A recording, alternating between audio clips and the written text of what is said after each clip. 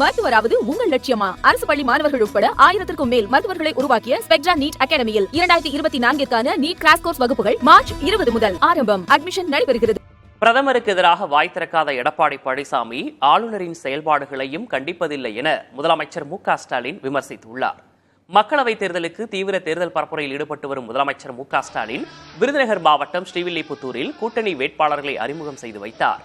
விருதுநகர் தொகுதி காங்கிரஸ் வேட்பாளர் மாணிக்கம் தாகூர் மற்றும் தென்காசி தொகுதி திமுக வேட்பாளர் ராணி ஆகியோரை அறிமுகம் செய்து வைத்து அவர் பிரச்சாரம் மேற்கொண்டார்.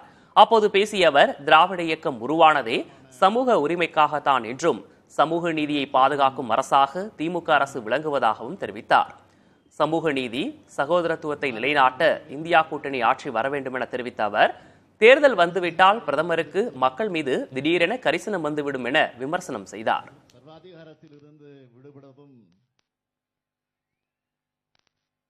தமிழ்நாட்டுக்கும் தமிழினத்துக்கும் தமிழுக்கும் துரோகம் செய்வதை வழக்கமாக வச்சிருக்கிறார் பிரதமர் நரேந்திர மோடி. ஆனா வாக்கு கேட்டு மட்டும் தமிழ்நாட்டுக்கு வராரு. பாஜக ஆட்சிக்கு வந்தா பட்டாசு தொழிற்சாலையும் தொழிலாளர்களையும் பாதுகாப்போம்னு பேசினாரு.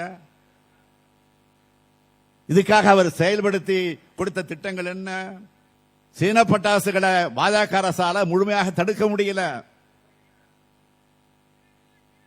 இதனால சிவகாசியில 1000 கோடி ரூபாய் அளவுக்கு பட்டாசு தயாரிப்பு சரிவை சந்திச்சது. இப்படி தொழில் நலிவடைந்திருந்த போது ஒன்றிய அரசு கொண்டு வந்த ஜிஎஸ்டி வரி விதிப்பால ஆடம்பர பொருட்கள் பட்டியல பட்டாசையும் சேர்த்து 28 விழுக்காடு வரி போட்ட கட்சி தான் பாஜக. மருத்துவராவது உங்கள் லட்சியமா? அரசு பள்ளி மாணவர்கள் உட்பட 1000க்கும் மேல் மருத்துவர்களை உருவாக்கிய ஸ்பெக்ட்ரா நீட் அகாடமியில் 2024க்கான நீட் கிராஷ் கோர்ஸ் வகுப்புகள் மார்ச் 20 முதல் ஆரம்பம். அட்மிஷன் நடைபெறுகிறது.